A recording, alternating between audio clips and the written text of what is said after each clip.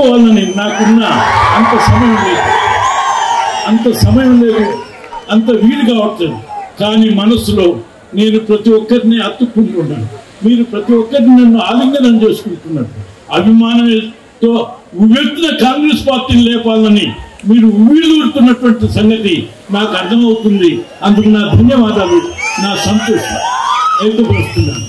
మిత్రులారా, చాలా విషయాలు వచ్చినటువంటి యొక్క మిత్రులు మీకు వివరణ చెప్పడమే కాదు, ఒక్కొక్కడు నా యొక్క ఆధ్వర్యంలో అనేక మంది నాయకులుగా తయారైన మీరు, కార్యకర్తలుగా ఆరితేరినటువంటి మీరు ఎన్నిసార్లు ఎన్నికల్లో ఓటమి గెలుపును చూడటమే కాదు, ఓటమిని గెలుపుడు వేరు. కానీ ఈ మొత్తం ప్రజలు ఇక్కడ నాగార్జున సాగరే కాదు, ఆంధ్ర తెలంగాణ రాష్ట్రంలో, ఆ తర్వాత నల్లగొండ జిల్లాలో ప్రత్యేకంగా అనేక మంది పరోక్షంగా ప్రత్యక్షంగా నన్ను అభిమానించి అనుసరిస్తున్నటువంటి విషయాన్ని నేను మరవరానటువంటి. అందుకని ఇవాళ నేను ఒకవేళ కొంత ఇన్ని సంవత్సరాలుగా ప్రయాణం చేసిన నేను మీరు ఆశించిన విధంగా అనేక కార్యక్రమాలు పూర్తి కావాలంటే ఈ పార్టీని ఇక్కడ ప్రతిష్టపరచడమే కాదు, ఈ పార్టీ ద్వారా ప్రభుత్వాన్ని ఏర్పరచడమే కాదు, నా శేష జీవితంలో మిగిలినటువంటి ఇతర అభివృద్ధి పనులు ఆగిపోయినటువంటి నా తనయుల ద్వారా పూర్తి చేసి శాశ్వతంగా ఉండాలని నా ఆశ, నా ఆకాంక్ష. అందుకే ఈరోజు వారిని ఇక్కడ ఈ అభ్యర్థులుగా నిలబెట్టినటువంటి విషయాన్ని మీకు తెలియజేస్తున్నాను. మిత్రులారా, వివరాలు చాలా మీకు చెప్పనవసరం లేదు. ఇప్పుడు మీరు కేవలం అత్యధిక మెజార్టీ ఇవ్వమన్నారు, కానీ అంశాలు ఏంటిది అనేటువంటి విషయం కొంతమంది మీరు అనుకుంటూ ఉండవచ్చు. మీ అందరికీ ఇంతకు ముందే అనేక రకాలుగా తెలియజేయడంతో పాటు ముఖ్యంగా కాంగ్రెస్ పార్టీ ఏమి ఇచ్చిందని, కానీ కాంగ్రెస్ పార్టీ ఏం చేసిందని 3-4 మాటల్లో జానారెడ్డి కాంగ్రెస్ పార్టీ ఏర్పడారు. అంతేకాదు ప్రతి నియోజకవర్గానికి 1,00,000 ఎకరాలకు తాగునీరు ఇస్తున్నటువంటి ఈ కేసీఆర్ విషయాన్ని మీరు చూడండి.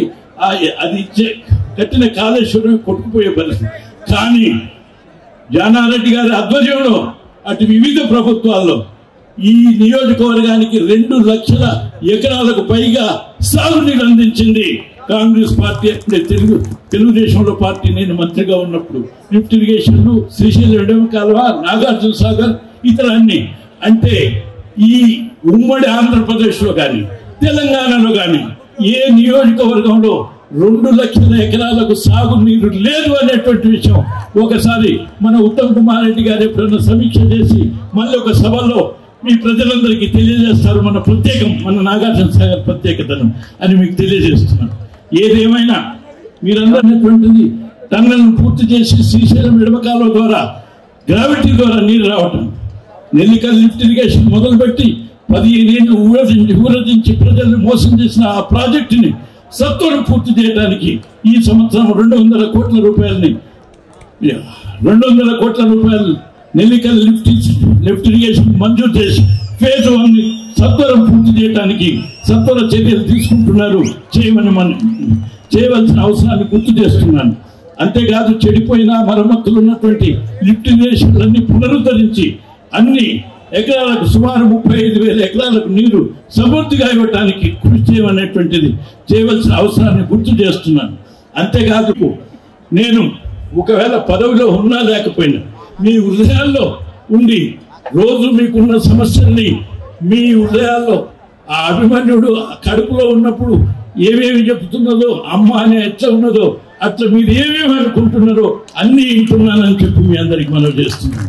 అందుకు తగ్గట్టుగా పద్మ వ్యూహాన్ని లోపలికి పోయి రాలేకపోయిన అభిమన్యుడు లోపలికి పోయి బయటకు వచ్చినట్టుగా మీ హృదయాల్లో ఉన్నటువంటి ఆలోచనలన్నీ స్వీకరిస్తూ ఈ ప్రభుత్వానికి అందిస్తున్నానని చెప్పి మీ అందరికి మనం చేస్తున్నాం.